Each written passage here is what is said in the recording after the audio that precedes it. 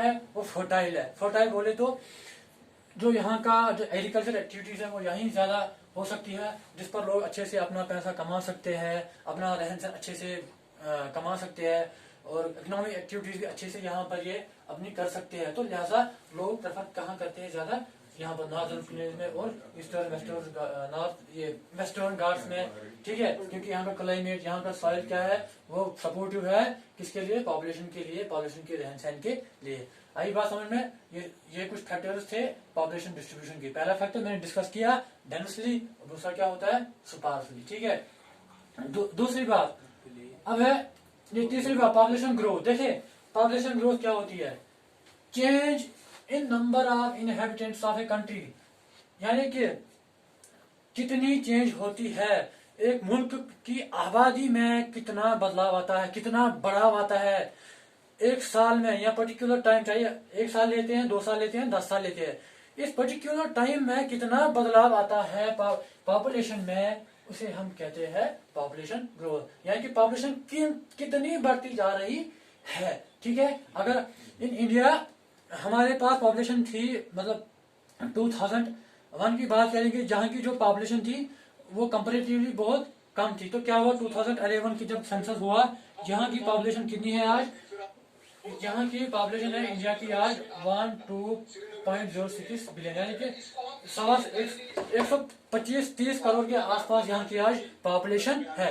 तो अगर 2001 की बात करेंगे वो कंपैरेटिवली बहुत लेस पॉपुलेशन थी, ठीक है। तो लिहाजा अगर हम बात करेंगे पॉपुलेशन बढ़ती जा रही है, लेकिन ये किस, अब मैंने आपके सामने ये एक चार्ट बनाया, ग्राफ बनाया है आपको समझाने के लिए। देखिए 1951 से 61 पहला सेंसस हुआ था, देखिए पॉपुलेशन कितनी थी, ये देखिए 22% पॉपुलेशन ग्रो हुई थी, यानी कि 22% बढ़ावा हुआ था किसमें, आबादी में। फिर और बढ़ती गई पॉपुलेशन, बढ़ती गई, इससे ज्यादा बढ़ती गई और 24.8% बन गया। ऐसे ही 1991 में, यानी कि 91 में 24.66, फिर क्या हुआ 91 के बाद पॉपुलेशन में डिक्लाइन आ गया, क्या आ गया, यानी कि डिमिनिशिंग आ गया, यानी कि पॉपुलेशन घटने लगी, यानी कि कम होने लगी। देखिए 24.66 था 91 में, फिर क्या हुआ 2001 में जब डिक्लाइन हुआ पॉपुलेशन में 23.87 पहुंच गया, फिर उसके बाद बिल्कुल और कम, फिर देखिए 2001 में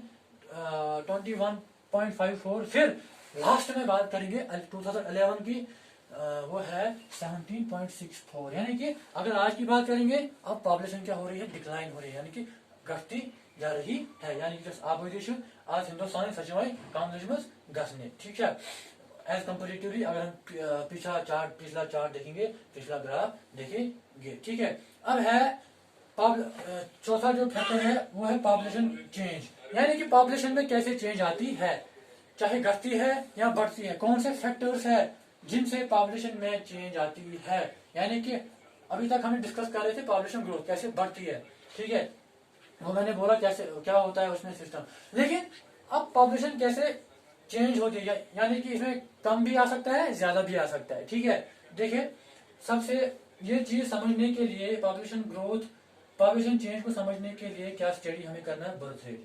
देखिए बर्थ रेट सबसे पहले हमें स्टडी करनी है कि नंबर ऑफ बर्थ रेट पहले समझना है क्या होता है। बर्थ रेट कहते हैं number of live birth in year, क्या number of live birth in year, कितनों का जन्म हो गया एक स्पेसिफिक टाइम में, यानी 1 साल 2 साल में, जब वो शीट पहुंच जाता है गवर्नमेंट के पास तो हमें पता चलता है कि बर्थ रेट कितनी होती जा रही है, ठीक है। दूसरी चीज डेथ रेट, कितने लोगों की क्या डेथ होती है, यानी कि number of deaths in a year, कितने लोग मरते जा रहे हैं, कितने लोग मरते जा रहे हैं, कितने लोग ये कितने लोगों का जन्म होता जा रहा है, इससे हमें ये पता चलता है क्या पॉपुलेशन बढ़ती है, क्या पॉपुलेशन घटती है। हाँ तीसरा फैक्टर है माइग्रेशन। देखिए माइग्रेशन समझ, ये मेन है, माइग्रेशन सबसे मेन फैक्टर है जिससे पॉपुलेशन चेंज पर असर पड़ता है, यानी कि इससे इस पर बहुत बड़ा इफेक्ट पड़ता है। कैसे माइग्रेशन हम बोलते हैं in and outward movement across the country, आना और जाना मुल्क में, इसे हम माइग्रेशन कहते हैं। माइग्रेशन होती है इसके 2 टाइप्स है। देखिए पहला टाइप क्या है, इमिग्रेशन, इमाइग्रेशन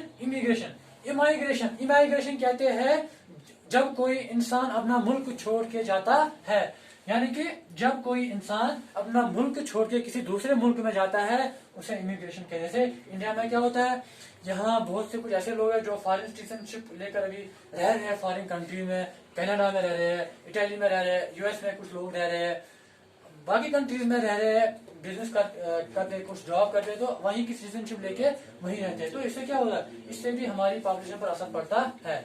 और मैं दूसरा क्या है, इमिग्रेशन। इमिग्रेशन जब दूसरे मुल्क से आपके मुल्क में कोई रहने के लिए आ रहा है उसे हम इमिग्रेशन कहते हैं।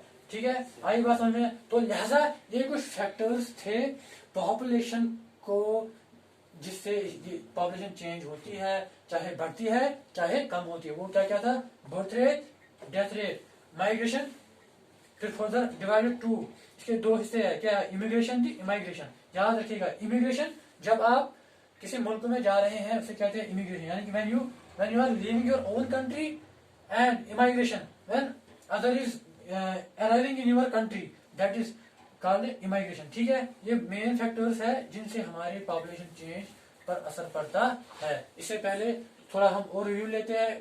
पॉपुलेशन क्या होता है, पॉपुलेशन में भी डिफाइंड कितने लोग किसी पर्टिकुलर एरिया में किसी मखसूस टाइम तक रहते हैं उसे हम कहते हैं पॉपुलेशन। फिर मैंने बोला डिस्ट्रीब्यूशन पॉपुलेशन की, डेंसली स्पार्स। डेंसली मैंने बोला जब घना में लोग रह रहे हो, तो स्पार्सली जब लोग फैल चुके होते हैं, बिखरे हुए होते हैं। ज्यादातर मैं एग्जांपल दे दी आसाम या हिली एरियाज की दे दी मैंने।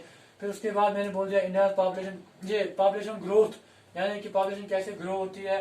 ठीक है, यानी कि पॉपुलेशन ग्रोथ किसे कहते हैं ये भी मैंने आपको बोल दिया। जब इन कंट्री की किसी भी मुल्क के जो बाशिंदे होते हैं उसमें कितना बदलाव आता है, कितना आबादी बढ़ जाती है, उसे हम पॉपुलेशन ग्रोथ कहते हैं। फिर मैंने बोला पॉपुलेशन चेंज, यानी कि पॉपुलेशन कम होती है या ज्यादा होती है। ये चीजें हम किससे माप लेते हैं, ये हम माप लेते हैं बर्थ रेट से, डेथ रेट से और माइग्रेशन से। ठीक है, ये था आपका आज का लेक्चर। अगर कोई भी चीज समझ में नहीं आई हो तो आप मुझे व्हाट्सएप या कॉल कर सकते हैं। बाकी थैंक यू।